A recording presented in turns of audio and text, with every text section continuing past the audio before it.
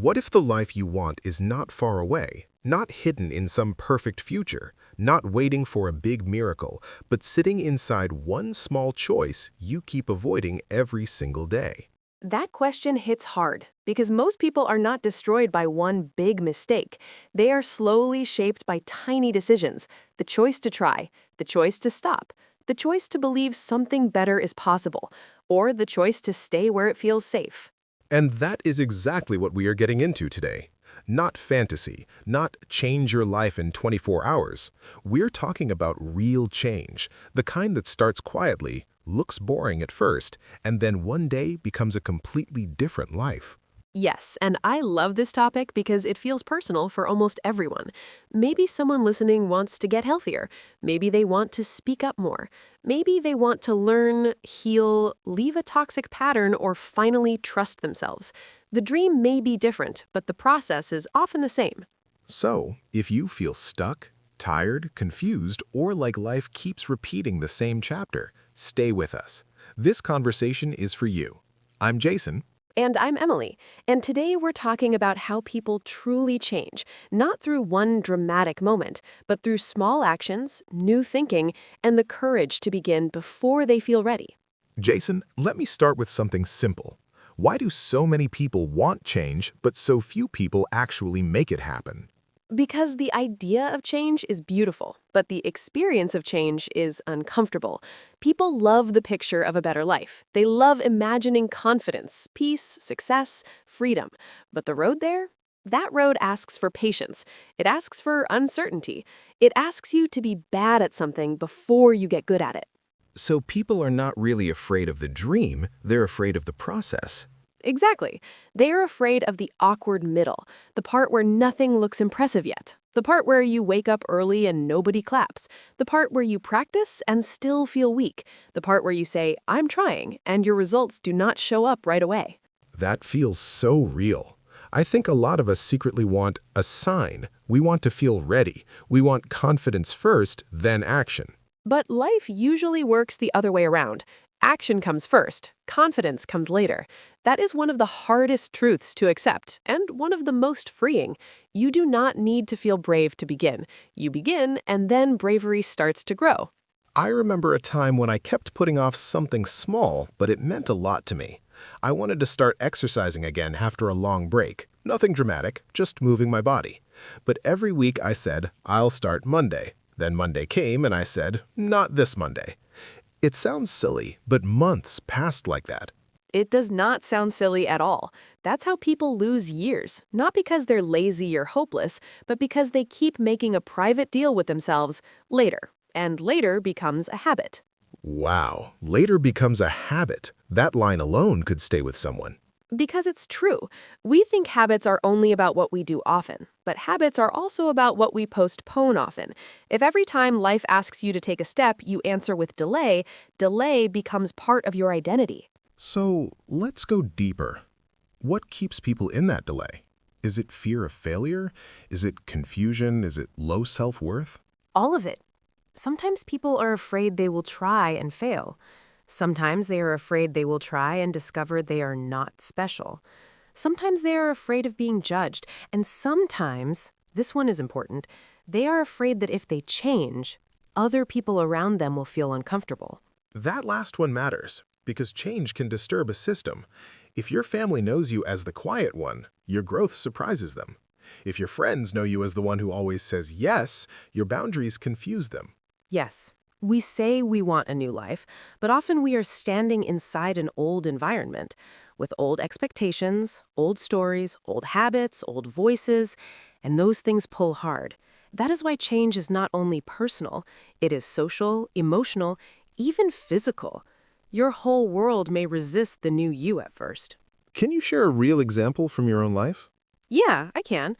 A few years ago, I was exhausted all the time. I was still functioning, still smiling, still answering messages, still showing up, but inside I felt flat. I had become someone who said, "I'm fine," because it was easier than telling the truth. And one night I was sitting in my car outside my apartment, and I just stayed there. Engine off, hands on the steering wheel, quiet. I did not want to go inside because I knew I would repeat the same empty routine again. That image is powerful. Just sitting there not wanting to walk into your own life. Exactly. That is what it felt like. I was not in a dramatic crisis. I was in a slow disconnection, and honestly, I think many people live there. They are not falling apart in public, but inside they feel far from themselves. What happened next? Nothing huge that night. No music in the background, no magic speech. I just whispered, "Something has to change." That was it. Then the next morning, I did something very small. I wrote down 3 questions. What is draining me? What am I pretending not to know? What would one honest step look like today? That's simple, but strong. And what did you write? I wrote that I was saying yes too often. I was ignoring my stress. I was waiting for motivation like it was a bus that would eventually arrive. And my one honest step? I canceled one thing that week. Just one. That may sound tiny, but for me, it was huge. It was the first time I chose peace over performance. I love that. Peace over performance. Sometimes change starts with addition, but sometimes it starts with removal. Absolutely. People often think growth means adding more goals, more effort, more discipline. But sometimes growth means removing the lie, removing the noise, removing the habit that keeps stealing your energy, removing the people-pleasing, removing the idea that you must earn rest. So if someone listening feels stuck right now, where should they begin? Because change your life sounds huge. Start smaller than your ego wants. That's my honest answer. The ego loves dramatic plans. It says, new month, new life, total transformation. But real life responds better to smaller promises. Drink 1 more glass of water, walk 10 minutes, read 2 pages, send 1 message, practice 1 skill for 5 minutes. Keep 1 promise to yourself today. That almost sounds too small. And I think that is why people ignore it. Yes, because small actions do not feel impressive, but they are powerful because they are repeatable. Big goals can inspire you. Small actions rebuild you. And rebuilding is what most people actually need. That reminds me of a guy I knew in college. He was always talking about becoming disciplined. Every month he made a giant plan. Wake up at 5, work out daily, read a book a week, no junk food, no distractions. It lasted maybe 3 days. Then he felt ashamed and quit. But another friend started by just making his bed every morning. That was all.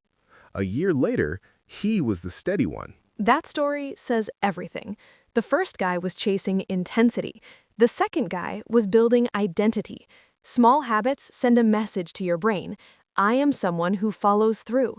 And once that identity gets stronger, bigger changes become possible. So the deeper goal is not just finishing a task, it is becoming a different kind of person. Yes, if you only focus on outcomes, you will quit when results are slow.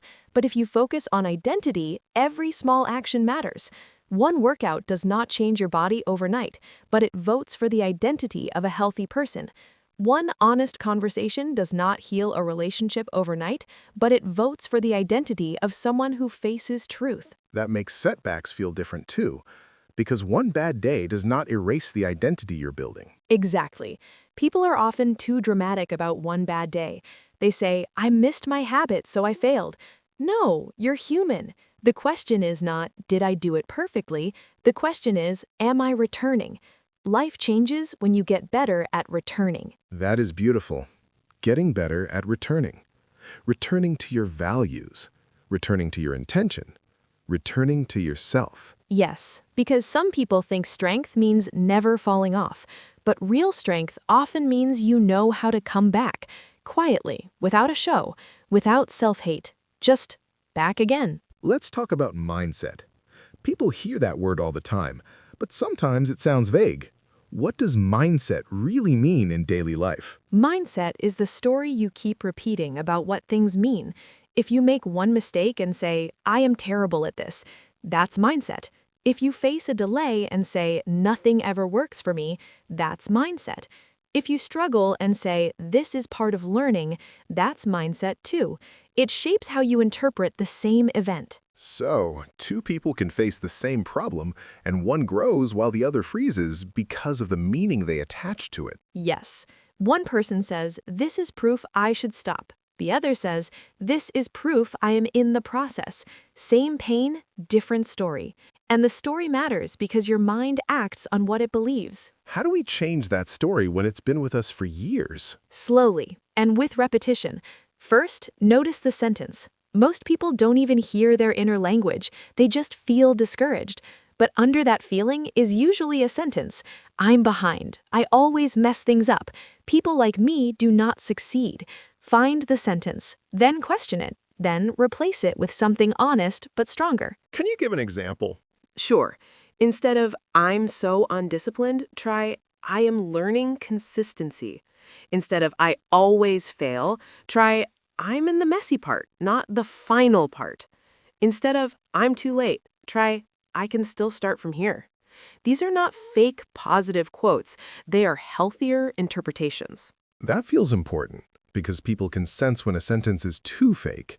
If someone is hurting, saying, "I'm unstoppable," may not land. Exactly. Your mind needs language it can trust. Strong, but believable. Gentle, but honest.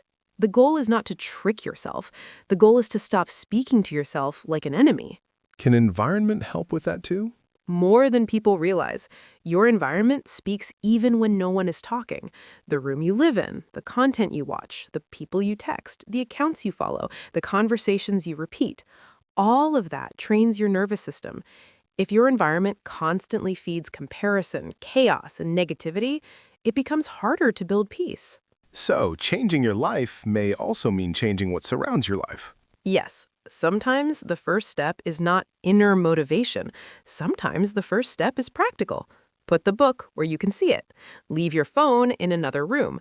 Spend less time with people who mock your growth. Spend more time with people who make honesty feel safe.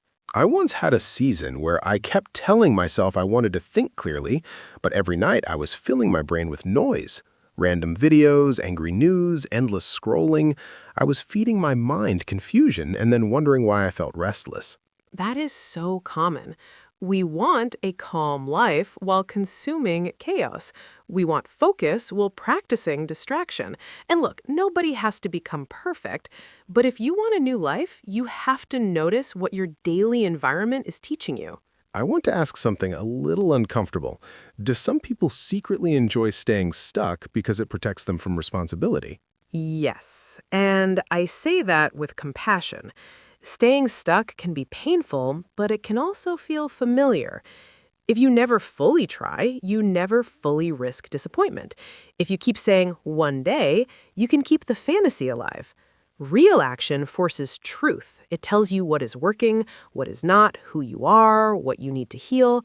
That truth can feel scary. So avoiding action is sometimes a way of avoiding information. Exactly.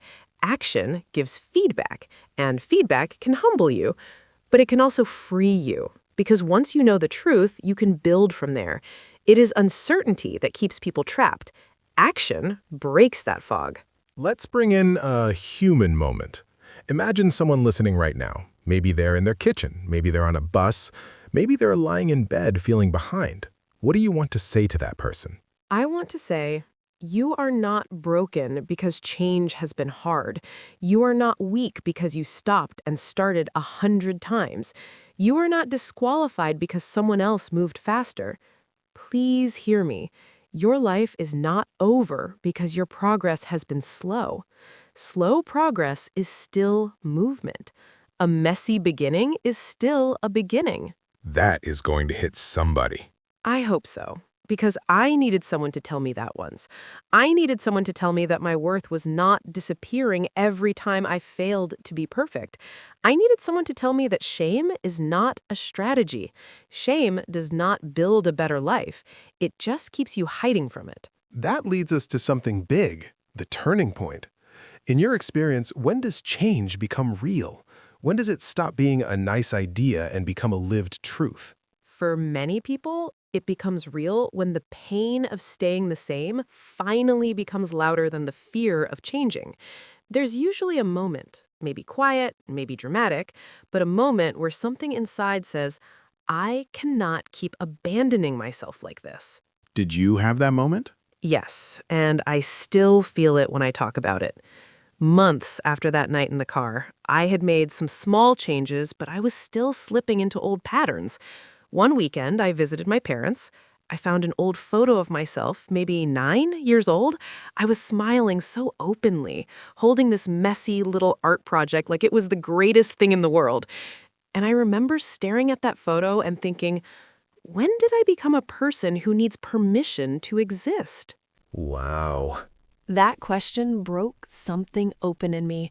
I thought about that little girl, how alive she looked, how unafraid, how certain that her voice mattered.